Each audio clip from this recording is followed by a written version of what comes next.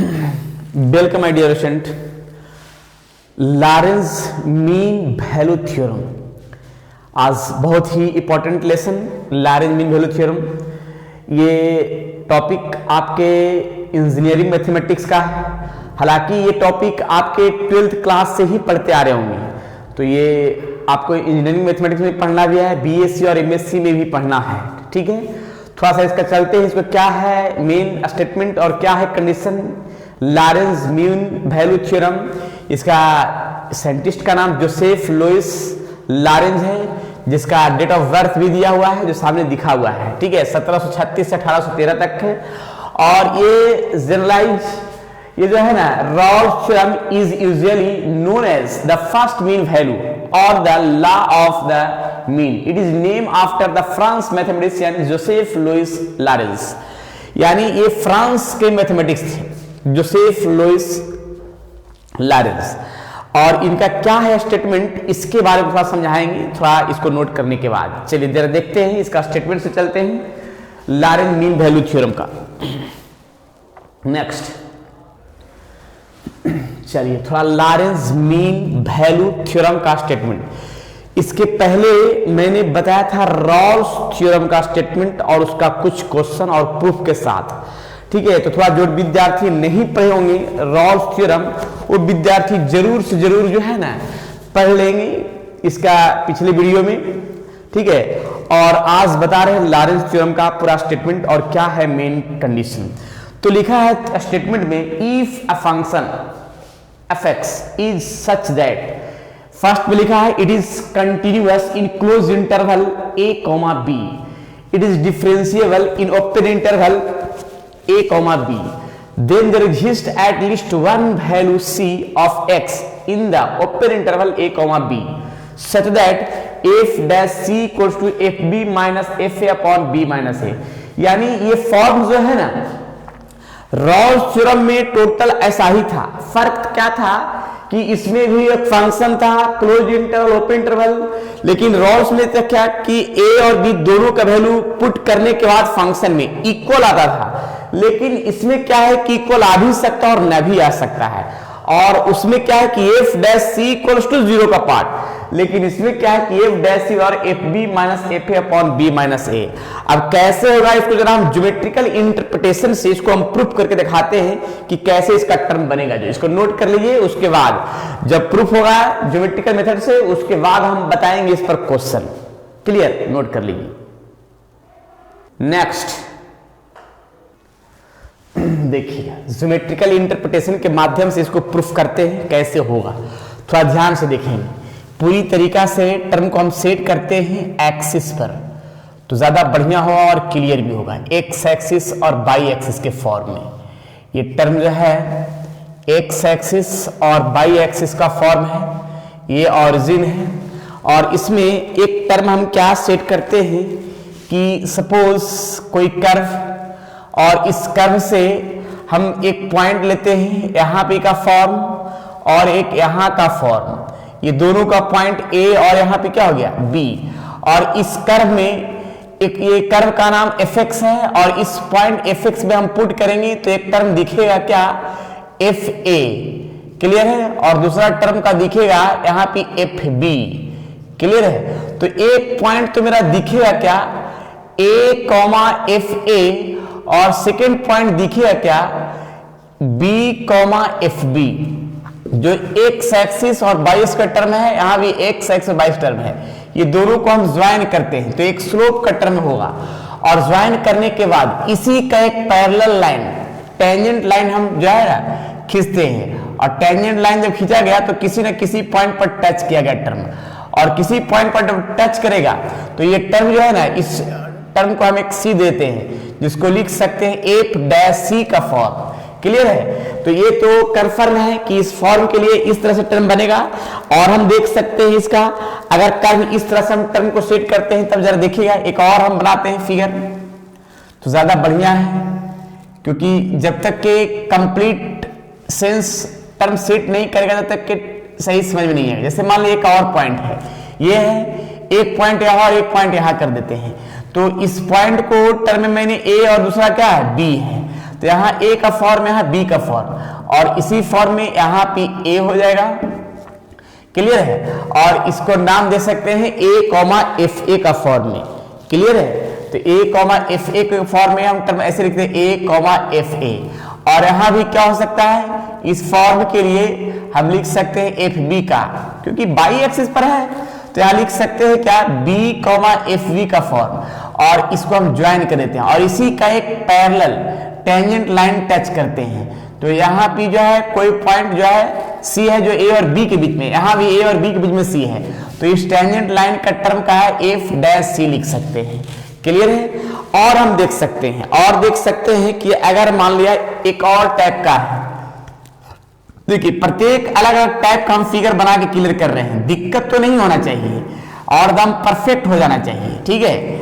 Y axis का form है, इसमें हम कुछ टर्म इस तरह से हम टर्म को सेट करते हैं तो ज्यादा बढ़िया है और क्लियर भी हो जाएगा। ठीक है ना? तो इस तरह से टर्म को सेट किया। अगर मान लिया पॉइंट एक यहाँ पॉइंट ले लेते हैं, ठीक है, और एक पॉइंट यहाँ, यानी ये पॉइंट ए पॉइंट है और ये पॉइंट का टर्म है बी है, जिस फॉर्म के लिए हम लिख सकते हैं यहाँ एफ ए का फॉर्म, और यहाँ पी के लिए इस फॉर्म को हम लिख सकते हैं क्या, एफ बी का फॉर्म। इस तरह से टर्म को हम सेट कर लिया। अब दोनों पॉइंट को तो हम ज्वाइन कर ही सकते हैं ना, जब दोनों पॉइंट को अगर हम ज्वाइन कर सकते हैं तो देखिएगा ऐसे, इस फॉर्म के लिए ज्वाइन कर दिया तो इसका हम लिख सकते हैं एक point A comma F A का फॉर्म और बी कॉमा एफ बी का फॉर्म, जो थोड़ा देर पहले मैंने सभी टर्म को बताया, और इसी का एक पैरेलल लाइन, इसी का एक पैरेलल लाइन, कर्व का पैरेलल लाइन जो है ना टच कराते हैं। देखिएगा तो देखिए एक पैरेलल लाइन इसका ऐसे होगा टेंजेंट लाइन, एक इस तरह से भी होगा, इसी का पैरेलल इस तरह से भी होगा, और जो भी टर्म है वो किसके बीच में है, ए और बी के बीच में ही टर्म है। तो हम एफ डैश सी का हम टर्म सेट कर सकते हैं, एफ डैश सी का फॉर्म, या यहाँ भी एफ डैश सी। तो इस तरह से मेरा हम टर्म को कंडीशन है जो सामने दिख रहा है फिगर के अनुसार। अब जरा देखिएगा, इसमें तो एक कंडीशन साफ दिखता है कि अगर पैरेलल टू बाई एक्सिस और पैरेलल टू एक्स एक्सिस, तो यहां पे एक टर्म का स्लोप का हम टर्म सेट करते हैं क्या, जरा देखिएगा, slope of A B line, slope of line A B. अब ए और बी, पहले पॉइंट यहां नाम दे दिया ए और यहां दे दिया बी, इस पॉइंट का भी नाम ए दे दिया और यहां क्या दे दिया, बी दे दिया गया, ए और ये क्या गया, बी दे दिया गया। तो स्लोप ऑफ ए बी के लिए फॉर्मूला होता है, ये हो गया x1/1 x2/2, तो स्लोप के लिए y2 minus y1 upon x2 minus x1, तो लिख सकते हैं y2 यानी F B minus F A upon B minus A, जो सामने दिख रहा है, ये फॉर्म का टर्म जो सामने है। अब यहां पे एक लाइन हम लिख सकते हैं, slope of tangent at x बराबर c, एक फॉर्म लिखते हैं, slope of tangent at x equals to c, at x equals to c equals to slope of line A B, यानी जो टेंजेंट लाइन है स्लोप ए बी दोनों क्या equal term में है, तो इसका मतलब हुआ कि एफ डैश सी का टर्म सेट करेगा, स्लोप ऑफ टेंजेंट लाइन जो एफ डैश सी का टर्म है और slope of F B line जो सामने दिख रहा है, यानी लिख के है F B minus F A upon B minus A का फॉर्म, यानी ए एक फॉर्मा के रूप में, एक बेहतरीन फॉर्मा के रूप में टर्म यहाँ पे सेट किया है, जो सामने दिख रहा है कि ये F dash C equals to F B minus F A upon B minus A, और यहां पे जो भी है सी जो भी होगा वो ए और बी के बीच में ही होगा। तो एक लाइन लिखना होगा लास्ट में, वेयर ए और बी के बीच में मेरा सी का टर्म होगा जो सामने दिख रहा है। तो मैंने यहां पे क्या किया कि तीनों टर्म का एक एक करके टर्म को मैंने सेट किया है, जो तीन तीन टाइप का फिगर बना के मैंने क्लियर किया है। अब इसमें तो डॉट नहीं होना चाहिए, क्लियर है। चलिए तो ये कंफर्म है। अब इस पर जरा हम थोड़ा सा क्वेश्चन दिखाते हैं, क्वेश्चन कैसे बनेगा। ये मैंने ज्योमेट्रिकल मेथड द्वारा ये मैंने इसको प्रूफ किया है जो सामने दिख रहा है। ऐसा ही प्रूफ रॉल्स थ्योरम में भी ज्योमेट्रिकल मेथड से प्रूफ किया गया होगा। ठीक है, चलिए जरा क्वेश्चन चलते हैं, इस पर क्या है मेन टर्म। नेक्स्ट चलिए जरा एक क्वेश्चन के माध्यम से चलते हैं। Verify Lagrange's theorem in interval 0,4 fx equal to x minus 1 x minus 2 into x minus 3। तो सबसे पहले इसमें हम एक काम क्या करते हैं कि इस लॉरेंस थ्योरम का स्टेटमेंट में मैंने सबसे पहले लिखा है first of all any function, एक फंक्शन है। दूसरा टर्म में लिखा है कि इंटरवल होगा जो continuous in close interval a, b, यानी सबसे पहले उसको चेक करना कंटिन्यूअस है या नहीं। तो कोई भी पोलिनोमियल फंक्शन कंटिन्यूअस होता है। तो ये मैंने क्वेश्चन जो दिया है फंक्शन का, ये पोलिनोमियल फंक्शन है। अगर ये पोलिनोमियल फंक्शन है तो ऑलरेडी कंटिन्यूअस होगा। तो यहां एक लाइन लिखना होगा स्टेप नंबर फर्स्ट में, ज्यादा कुछ नहीं। स्टेप नंबर फर्स्ट में fx is continuous function, fx is continuous in close interval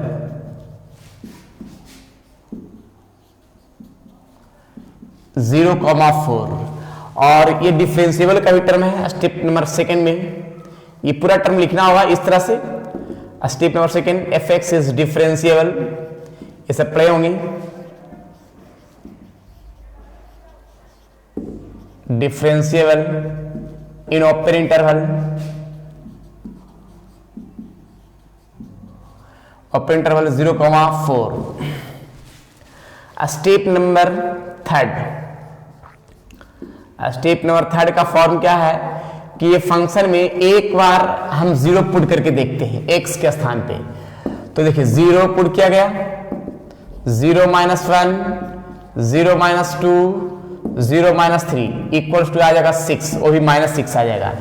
एक बार हम 4 पुट करते हैं x के स्थान पर, 4 माइनस 1, 4 माइनस 2, 4 माइनस 3, यानी ये आएगा 3, 2, 1 इक्वल टू 6। तो लॉरेंस थ्योरम में इक्वल हो भी सकता है और न भी हो सकता है, तो कोई दिक्कत नहीं है, लेकिन रॉल्स थ्योरम में हमेशा इक्वल होना चाहिए।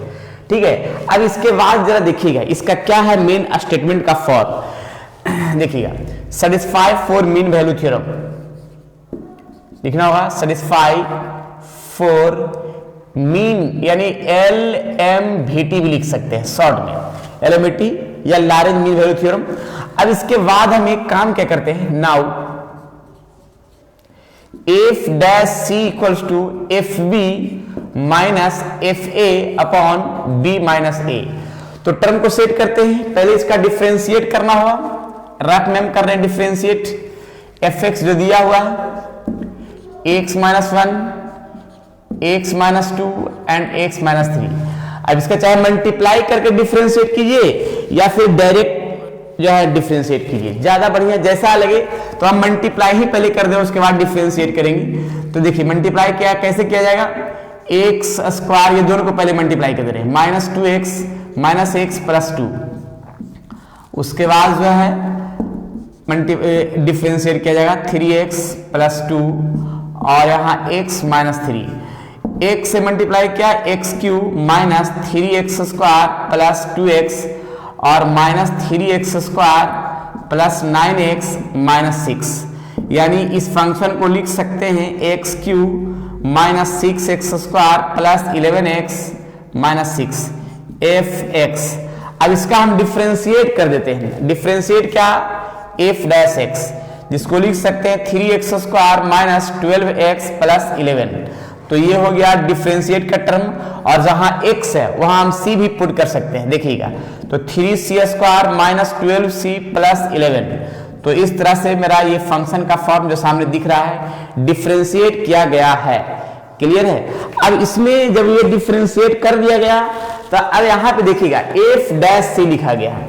तो f डैश c का वैल्यू सामने लिखा हुआ है 3c square minus 12c plus 11। fb यानी इस फॉर्म को हम बोल सकते हैं fa और इसको बोल सकते हैं fb, यानी fb में आ जाएगा 6 और fa आ जाएगा -6, तो माइनस माइनस प्लस, और बी और ए, यानी ये पॉइंट जो है ए हो गया और ये बी हो गया, यानी लिख सकते हैं 4 माइनस 0, इस तरह का फंक्शन का फॉर्म। और इसको सेट करते हैं किस तरह से, 3c² प्लस 12c प्लस 11 और ये 12/4 यानी 3 का फॉर्म, यानी ये 3 है, यानी इसको ये साइड में कर देंगे तो 11 में 3 करेगा तो 8 बचेगा, यानी 3c² माइनस 12c प्लस 8 बराबर 0। अब इसका फैक्टर करना है, तो इसका फैक्टर का फॉर्म जरा देखते हैं कि इसका फैक्टर किस तरह से फॉर्म में होगा इसके बारे में। तो जरा पहले इतना नोट कर लीजिए, उसके बाद हम आगे की ओर बढ़ते हैं क्या इसका फैक्टर का टर्म बनेगा। जो चलिए नोट हो गया, नेक्स्ट मिटाते हैं ऊपर से। चलिए तो इसका हम देखते हैं कि इसका मेन टर्म कैसे बनेगा जो इसके बारे में। तो सबसे पहले इसका फैक्टर करते हैं, तो फैक्टर तो दिख नहीं रहा है कि फैक्टर होगा, तो फैक्टर में होता है एक फॉर्मूला होता है माइनस बी, यानी minus minus plus, plus minus B square minus 4a और c, a और c बाई 2a, a मेरा हो गया 3, यानी लिख सकते हैं 12 प्लस माइनस 144 माइनस इतना मल्टीप्लाई 12 में 96, ये आ जाएगा 96 और डिवाइड में आएगा 6। अब इस फॉर्म को हम माइनस करते हैं, 144 में 96 को अगर सब्ट्रैक्ट करेंगे तो 48 बचेगा, यानी 48 का फॉर्म है और डिवाइड 6, और 48 को अगर हम रूट करते हैं तो 48 का रूट में लिख सकते हैं 4√3, यानी इस फॉर्म के लिए यहाँ पे 12 4√3 और डिवाइड है 6, ये 2 कॉमन कर लेंगे, ये कैंसिल होगा, इस पूरा टर्म को मिटाते हैं ज्यादा बढ़िया हो जाएगा। देखिए कॉमन करते हैं, 2 कॉमन कैंसिल तो यहां बचेगा 6 प्लस माइनस 2√3 और बाई 3, सेपरेट डिवाइड कर देते हैं तो 6/3 और प्लस माइनस 2√3/3 ये फॉर्म, और ये कटेगा तो 2 प्लस माइनस 2√3/3 ये फॉर्म है। c का वैल्यू, c के वैल्यू 2 को आ गया, एक प्लस का और एक माइनस का, देखिएगा एक टर्म प्लस का, हालांकि ये कैंसिल कर सकते हैं रूट बार में, तो इसको लिख सकते हैं कितना आ जाएगा, ये आ जाएगा 2y√3 का फॉर्म, 2y√3 का फॉर्म, इसको हम एक प्लस का पार्ट और एक माइनस का टर्म। अब ये देखना होगा कि प्लस और माइनस दोनों पार्ट जो है क्या 0 और 4 के बीच में है, ये सोचना होगा। अगर 0 और 4 के बीच में दोनों आ जाएगा तो मेरा दोनों सेटिस्फाई करेगा, यानी ये फॉर्म जो है ना, दोनों जो है ये फॉर्म 0 और 4 के बीच में है, 0 और 4 दोनों मेरा कंप्लीट आंसर आ जाएगा। लास्ट में लिखाया क्या, hence LMVT is verified, hence verify करने के लिए करा था, LMVT इज वेरीफाइड, क्लियर। तो इस तरह से हम लॉरेंस थ्योरम को हम वेरीफाइड कर सकते हैं जो सामने दिख रहा है पूरी तरीका से, क्लियर। अब जरा एक थोड़ा सा एक क्वेश्चन इस पर दिखाते हैं तो ज्यादा बढ़िया होगा, और बनाइएगा और कमेंट बॉक्स में उसका जरूर आंसर बताइएगा। तो नेक्स्ट चलिए, तो यहां पे मैंने 2 क्वेश्चन दिया है और ये दोनों क्वेश्चन को HW के रूप में रहेगा और बनाना है। एक क्वेश्चन ऑब्जेक्टिव है जो LMVT के लिए है, मैंने fx बराबर लिख दिया है x³ प्लस 5x। ये नेट यहाँ पे गेट का क्वेश्चन है, 2016 का पूछा हुआ क्वेश्चन है गेट में, ठीक है। ये जो क्वेश्चन मैंने लिखा है ये गेट में पूछा हुआ क्वेश्चन है, गेट 2016 में पूछा हुआ क्वेश्चन ये क्वेश्चन बहुत इंपॉर्टेंट है, हालांकि सभी विद्यार्थी बना लीजिएगा, ठीक है। इसका 4 गो ऑप्शन है, जरूर से जरूर कमेंट बॉक्स में बताना है कि कौन सा इसका आंसर होगा, और इसका भी आंसर बताना है, इसका सॉल्यूशन सब्जेक्टिव के रूप में है कि इसका क्या होगा आंसर, ये सभी विद्यार्थी कमेंट बॉक्स में बताएंगे, क्लियर। चलिए, तो आज जो है ना लॉरेंस मीन वैल्यू थ्योरम का जो सामने मैंने थ्योरी दिया उस पर मैंने एक एग्जांपल दिया और एग्जांपल बनाने के लिए भी मैंने क्वेश्चन दिया, तो कमेंट बॉक्स में जरूर बताना है कि क्या ऑप्शन होगा, क्या इसका कंडीशन बनेगा, क्लियर है। फिर नेक्स्ट वीडियो में आएंगे कॉशिक मीन वैल्यू थ्योरम लेकर के, जब तक के लिए आप लोग लॉरेंस मीन वैल्यू थ्योरम का थ्योरी पढ़ें और अच्छा से पढ़ें, ठीक है। और लॉरेंस थ्योरम के पहले जो रॉल्स थ्योरम बताए थे, अगर जो नहीं पढ़े हैं वो भी पढ़ लेंगे, उसका भी प्लेलिस्ट में वीडियो हम डाल दिए हैं, उसको देख लीजिएगा। चलिए ठीक है, फिर नेक्स्ट वीडियो में आते हैं नए थ्योरी के साथ। जब तक के लिए आप लोग स्वस्थ रहें, मस्त रहें और पढ़ते रहें। Very useful concept topic, clear. Next class में मिलते हैं।